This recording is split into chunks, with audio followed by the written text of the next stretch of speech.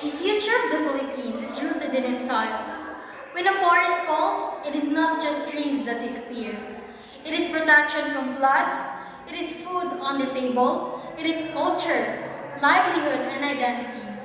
In one of the most climate vulnerable countries in the world, environmental restoration is not simply an environmental project. It is a national survival strategy. So the real question is this. How does government policy use science and technology to rebuild what has been lost? And who truly benefits from those decisions? This is the story of the National Greening Program, or NGP. It is not just as a tree planting campaign, but as a powerful example of how agriculture policy shapes science, technology, and society in the Philippines. NGP was launched in 2011 through Executive Order Number 26 under the Department of Environment and Natural Resources, and later expanded through Executive Order Number 193. The NGP aimed to plant 1.5 billion trees across 1.5 million hectares of land, but its goals went far beyond counting seedlings.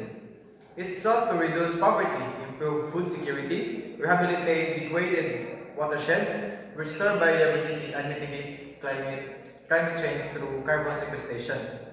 In other words, it positioned environmental restoration as both an ecological and socio-economic solution. These objectives align closely with the Philippine Development Plan, which prioritizes sustainable agriculture, rural development, and climate resilience.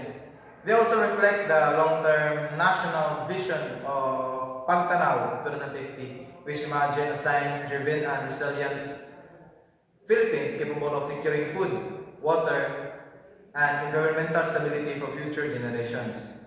So from the beginning, the NGP was not operating alone. It was embedded with a broader national science and development strategy. To understand how the NGP integrates science and technology, we must look at the foundation of Philippine science governance. As early as Republic Act No. 184, the Philippine government institutionalized national investment in scientific research. Eventually, strengthening what is now the Department of Science and Technology through the harmonized National Research and Development Agenda. Research priorities are carefully directed toward climate resilience, agriculture, sustainable land management, and ecosystem restoration. This means policy does not passively support science. It actively shapes it. Under the NGP scientific tools, such as Geographic Information System, remote sensing technologies, species site matching research, nursery accreditation system, and carbon sequestration studies were used to guide reforestation efforts decisions about which species to plant, where to plant them, and how to monitor survival rates were not random. They were informed by research agendas shaped by national priorities. But science and technology do not operate in a vacuum. They are guided and constrained by legal and ethical framework.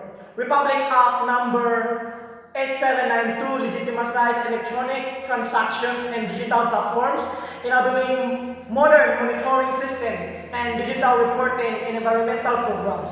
Republic Act number 10173 ensures that digital data collection respect privacy and protect community information. Meanwhile, Republic Act number 9292 regulates electronics and engineering and related technological systems, ensuring professional and ethical standards are deployment and of monitoring devices and sensors. Together, these laws shows that agricultural innovation is not only about efficiency, but is about accountability. Technological modernization must operate with ethical, professional, and legal boundaries. However, despite of its scale and ambition, the NGP also reveals important trade-offs and challenges. Ecologically, Some implementation areas relied on fast-growing monoculture plantations. Some include exotic species. While this might increase short-term survival rates or meet numerical targets quickly, they do not always restore biodiversity or long-term ecosystem resilience. Planting trees is not automatically equivalent to restoring forest. Quantity does not always equal quality. Usually, the program create employment and involve people is a significant achievement, yet participation was not always equal distributed. Some small farmers and indigenous communities experience limited consultation, especially in areas involving ancestral lands. This raises ethical questions about exclusivity, representation, and cultural respect. Who decides what species to plant? Who control and land? Who benefit from the founding? From a science, technology, and society perspective, the NGP teaches us that technological solutions, even well-intentioned ones, can produce unintended consequences. When policy emphasizes measurable outputs over social complexity, when success is measured primarily by the number of trees planted, ecological diversity and long-term maintenance may receive less attention. This is where agroforestry presents a transformative opportunity. Agroforestry integrates trees with crops and sometimes livestock, creating diversified systems that threaten soil fertility, increase biodiversity, and improve income stability. More importantly, because agroforestry produces food and income, communities have stronger incentives to maintain trees long term, making restoration socially sustainable rather than dependent only on government funding.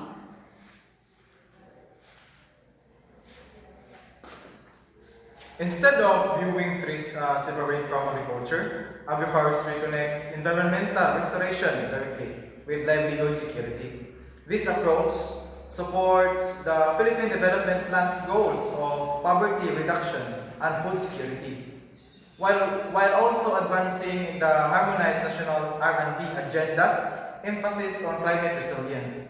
It encourages community ownership, respects indigenous knowledge systems, and shift restoration from short-term project to a long-term partnership between science, policy, and society.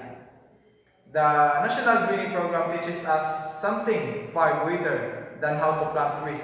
It teaches us that science does not operate in isolation. It is funded by policy, it is directed by national priorities, it is regulated by laws, and it is felt most deeply by communities on the ground.